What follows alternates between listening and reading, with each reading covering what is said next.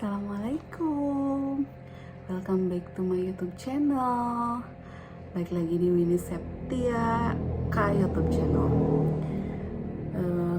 Setelah sekian lama ya guys, aku nggak pernah muncul karena kemegeran bumil, dan aku tuh sebenarnya pengen banget, cuman karena emang nggak kemana-mana jadi susah gitu, malesnya tuh ampun-ampunan. Kali ini aku mau bukan ngebahas sih, mau sharing tentang hal yang kalian sering tanyain ke aku. Kalian sering tanyakan berapa sih total biaya IVF aku di tahun 2021 ini ya, 2022. Dan mohon maaf banget nih guys, karena sekarang aku lagi menginjak kehamilan yang udah mulai mau masuk trimester 3 nih, 28 minggu. Jadi udah mulai ngos-ngosan ngobrolnya gitu. Terus juga mohon maaf yang kedua karena aku bawa contekan, soalnya takut lupa ya. Oke, kita mulai.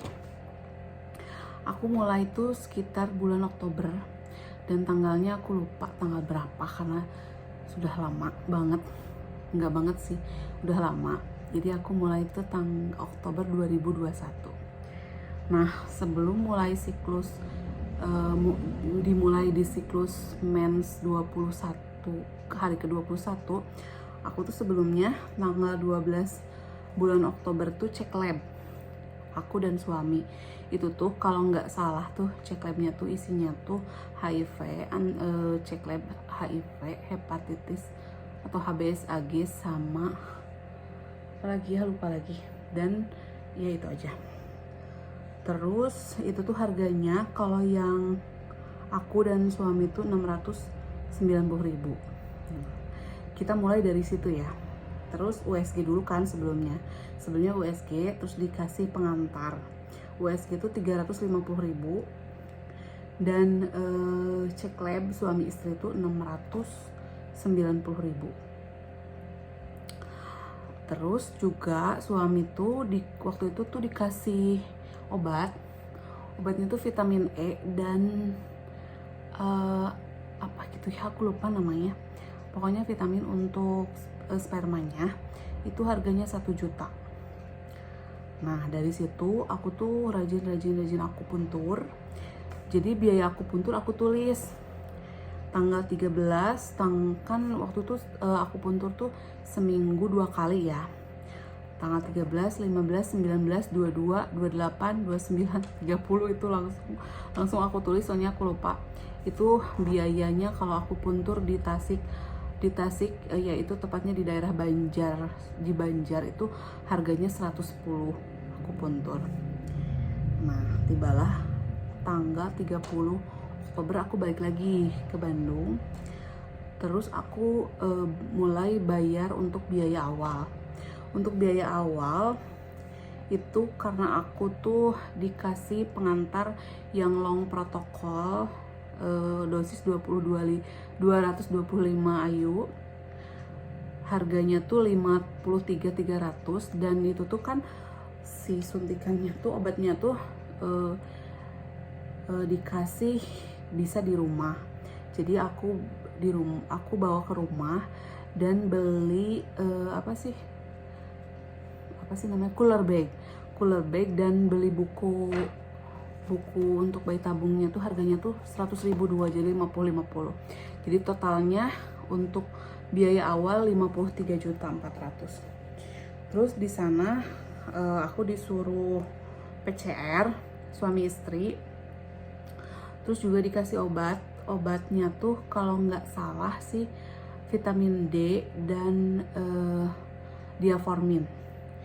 Nah, untuk PCR suami istri harganya tuh sekitar 700.000, dan obatnya sekitar 690.000.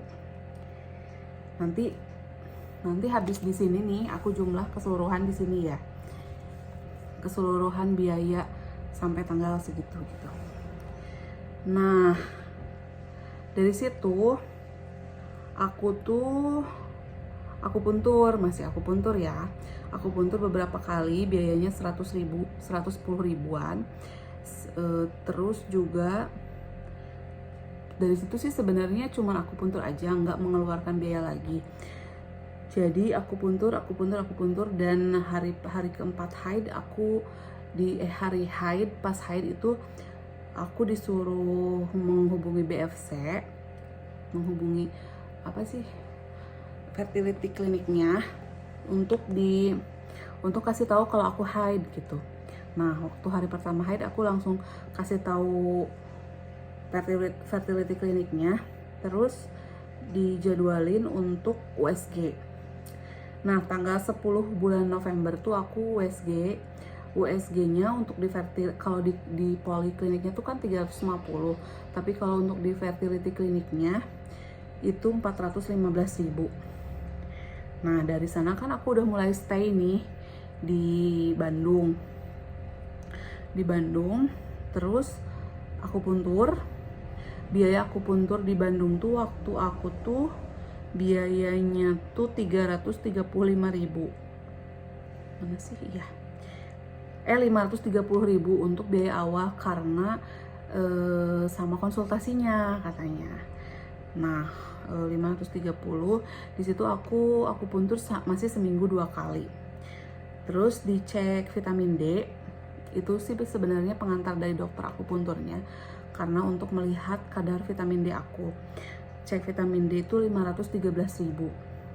Terus akupuntur yang kedua tanggal 14 November itu 335.000 untuk kesananya. Biaya akupuntur tuh masih 335.000 untuk biaya awal aja yang 530. Jadi total sampai sampai tanggal 14 bulan November itu sekitar 59.797.000. Itu belum beres ya guys. Nah, terus sudah selesai itu. Terus dari situ sih sebenarnya nggak mengeluarkan biaya apapun. Paling cuman biaya hidup, karena emang kita tuh kan total ya guys.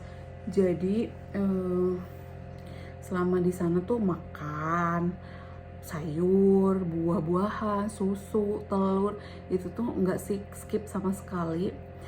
Jadi terus belinya tuh aku tuh nggak dilangsungin gitu, jadi seininya aja, kayak sebungkus buat 3 hari, habis itu aku beli lagi gitu. Terus juga kayak beli apa sih, aku tuh pakai sarikan gabus tuh. Nah, itu tuh aku belinya tuh kalau nggak salah kan isinya 10 hari sekali, karena sehari satu ya, 10 hari sekali. Susu tinggi protein. Terus juga telur ayam kampung gitu, sehari 3 kalau aku. Sebenarnya sih nggak ada yang menyuruh sih, dokter pun nggak bilang harus makan apa, yang penting kurangin karbo, makan apapun bebas. Kalau di fertility klinik yang aku iniin sih nggak ada larangan dan nggak ada pantangan apa-apa. Cuman pantangannya tuh kurangin karbo, olahraga gitu doang. Cuman ini sih sebenarnya banyaknya sih kayak ngedengerin kata-kata orang lain aja gitu. Terus juga kita kan pengen apa sih, ikhtiar sebaik mungkin ya. Nah, udah tibalah aku USG lagi. Itu USG tuh aku lupa hari tanggal berapa gitu ya, hari keberapa gitu. Pokoknya aku USG lagi di tanggal 17 bulan 11. Jadi dari tanggal itu, dari tanggal pembayaran yang biaya awal itu, aku tuh cuma dari pas USG itu 1 minggu tuh nggak mengeluarkan biaya apa-apa. Nah, USG lagi harganya 415.000. Dari situ masih akupuntur gitu ya. Terus USG, dan dari situ dari tanggal 17 itu per 2 hari atau 3 hari itu USG terus. Jadi itu tuh untuk ngecek segimana respon sel telur sel telur terhadap obat-obat suntik itu. Jadi tanggal 18 aku akupuntur lagi, harganya 335.000. Terus juga tanggal 20 aku USG lagi 415.000. Tanggal 22 USG 415.000. Terus sekalian cek estradiol dan progesteron. Sebenarnya cek estradiol dan progesteron tuh dilakukan sekali aja, itu tuh pas mau menjelang OPU. Dan hasil lab estradiol aku 2.800 dan progesteron aku 1,5, artinya itu tuh udah termasuk normal ya. Itu harganya 1.250.000. Terus PCR. Nah, karena di masa pandemi mungkin ya. Jadi selama selama IVF-nya berlangsung tuh kalau nggak salah 3 kali PCR suami istri. Jadi yang pertama tuh waktu baru mulai, menjelang OPU dan menjelang ET, itu PCR. Nah itu PCR tuh berdua tuh kalau di Bandung 550.000. Terus masih akupuntur, terus OPU. Nah OPU itu aku tuh harga OPU tuh aku lupa, ini harga tanggal 24 itu OPU dan biayanya tuh 2,5 juta. 2,5 juta tuh kalau nggak salah karena ada tambahan oosit gitu. Jadi harusnya 12, itu kalau nggak salah aku adanya 15 gitu. Terus obat-obatan dan alkesnya harganya 1 juta. Cuma segitu aja. Nah, udah nih di sana nunggu lagi, cuman aku puntur aja 335.000. Nah udah gitu terus ET. Setelah ET, pas abis ET itu mengeluarkan biaya lagi di fertility kliniknya, keluar biaya 7.347.000. Itu tuh untuk obat-obatannya tuh Proginopa yang gitu ya, Alkes, terus dan freezing embrio. Harga 7.347.000 itu udah termasuk semuanya ya, 7.347.000. Dan itu tuh beda-beda ya, tergantung ada penyulit apa enggak pas setelah ET, terus kondisi apa sih namanya, bukan kondisi, sisa sel telur sisa embrionya gitu yang mau di freezing. Udah gitu terus kan dirawat 1 malam. Nah rawat inap tuh ada rawat inap, tindakan dan obat-obatan itu kena 2.281.795. 2.282.000 itu untuk kamar rawat inap, obat-obatan dan tindakan.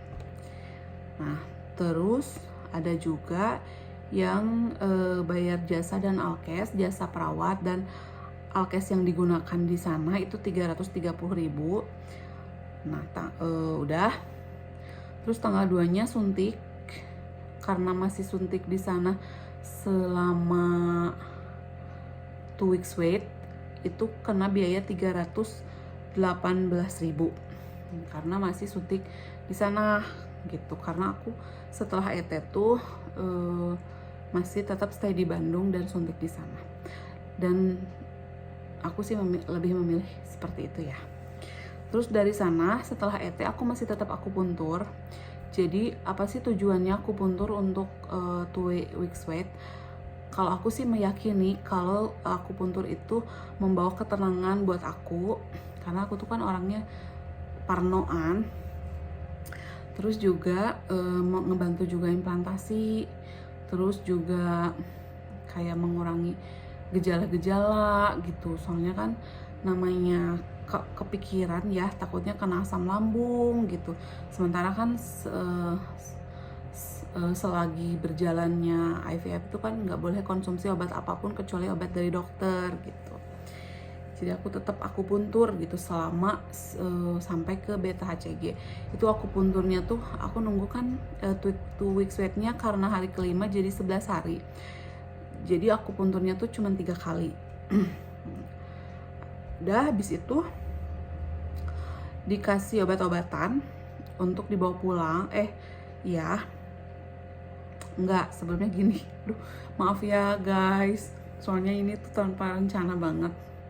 Nah, terus hari ke-11 aku cek beta HCG itu 1.500.000. Nah, ternyata hasilnya positif kan. Hasil beta HCG-nya tuh 495 kalau nggak salah. 495, dan habis itu aku tetap masih ke fertility kliniknya, terus dikasih obat-obatan, itu harganya 5.500.000. Nah, udah dari situ udah beres tuh, udah selesai ya. Jadi kita pulang setelah hasil positif tuh, besokannya tuh aku tuh langsung pulang, dan alhamdulillah dapet izin dari bidannya dan dari dokternya, karena emang sebenarnya sih karena emang tidak ada masalah mungkin untuk pulang, yang penting hati-hati di jalannya gitu. Jadi setiap di jalan tuh setiap berapa menit sekali aku banyak berhenti gitu buat istirahatin bokong gitu, pinggang, kaki gitu.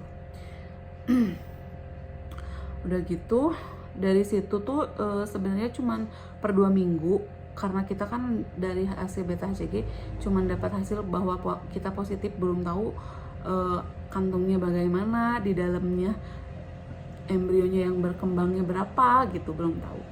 Jadi 2 minggu kemudian, itu tanggal 10 bulan Desember aku beta HCG, dan tanggal 23 bulan Desember aku kembali lagi ke Bandung untuk cek USG. Itu di usia kandungan 6 minggu. Nah, di USG karena sudah selesai dengan fertility clinic, jadi kita kembali lagi ke bawah ke poliklinik ya. Di poli aku di USG, dan hasilnya tuh dapat, yang alhamdulillah dapat kembar gitu. Itu tuh di usia kandungan 6 minggu. Terus di USG harganya 350.000, dan obat itu 5.500.000. Jadi setiap 2 minggu itu obatnya tuh harganya 5.500.000. Itu tuh udah termasuk diaformin, Proginova, terus obat-obatan yang apa sih, progesteron itu, terus sama suntik pengencer dan tromboaspilat yang dimakan. Tuh, jadi semua masih dilakuin sampai usia kandungan 12 minggu. Tapi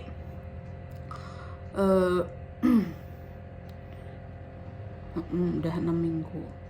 Terus juga aku lupa 6 minggu, dan terakhir ke sana ya benar.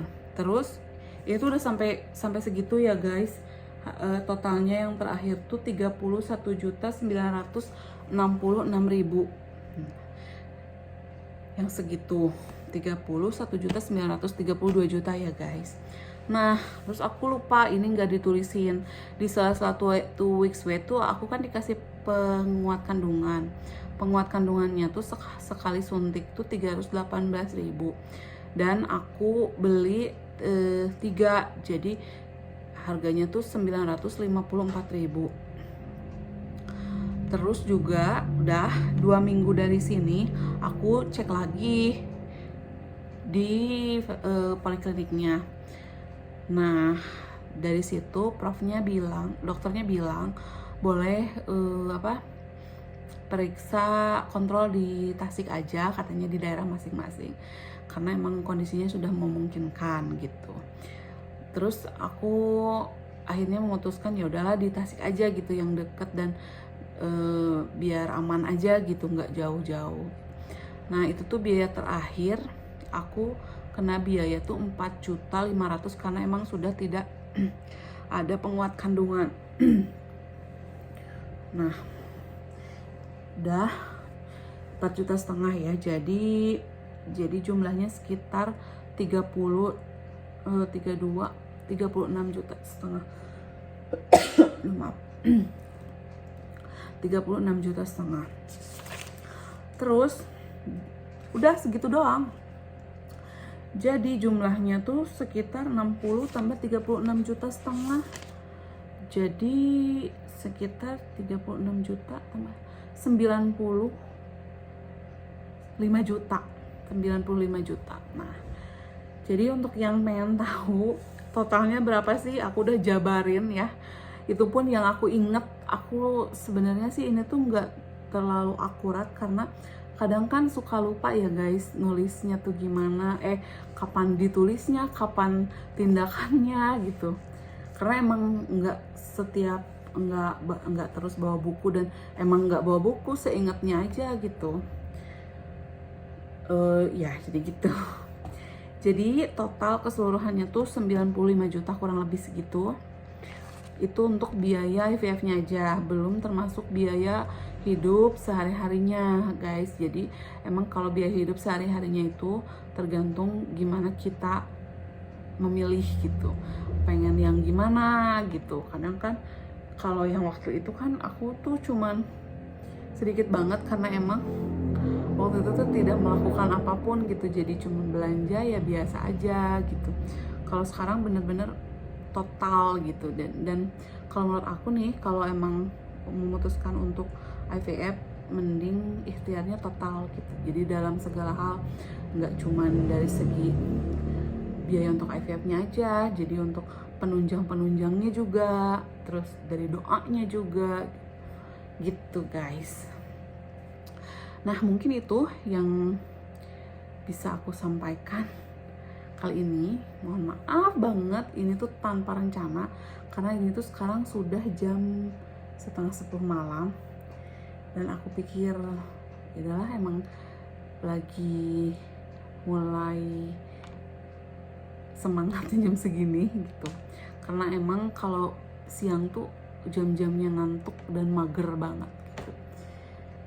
Nah, gitu guys. Jadi buat yang mau IVF silahkan, mudah-mudahan ini bermanfaat. Terus insya Allah sebenarnya ya rezekinya tuh ada gitu guys. Jadi jangan khawatir, insya Allah untuk niat baik, kita kan niatnya baik, pasti Allah kasih jalan gitu. Mohon maaf banget sekali lagi karena emang ini tuh tanpa rencana dan tidak ada editan. Ini semuanya pure dadakan banget. Aku tadinya emang nggak niat untuk ini, cuman karena banyak yang nanya, aku tuh kan jadi pengen ngebantu gitu. Siapa tahu dengan aku spill seperti ini bisa membantu untuk para pejuang garis 2 untuk mencari pundi-pundinya. Karena sejujurnya aku pun seperti itu gitu. Aku pun nggak, ya namanya juga uang ratusan juta tuh nggak mudah kan, kita harus ngumpulin dulu gitu. Jadi semoga ada gambaran gitu ya untuk kalian. Tapi menurut aku nih, pengalaman setiap orang tuh kan beda-beda ya. Ada yang dosisnya tinggi, usia sama, misal 30 tahun kayak aku gitu. Tapi dosisnya beda karena AMH-nya rendah gitu. Ada juga yang lebih murah karena AMH-nya tinggi gitu. Jadi itu tuh tergantung dari kondisi kita dan tergantung dari apa penyulit yang akan terjadi gitu. Karena semuanya itu nggak direncanakan, jadi kayak mengalir aja gitu, kalaupun ada masalah apapun di tengah perjalanan itu, kita harus udah siap secara moral dan materialnya gitu. Yaudah deh, karena sudah malam, mudah-mudahan membantu, mudah-mudahan jadi pencerahan untuk moms para pejuang garis 2, dan mudah-mudahan berhasil. Terima kasih. Assalamualaikum.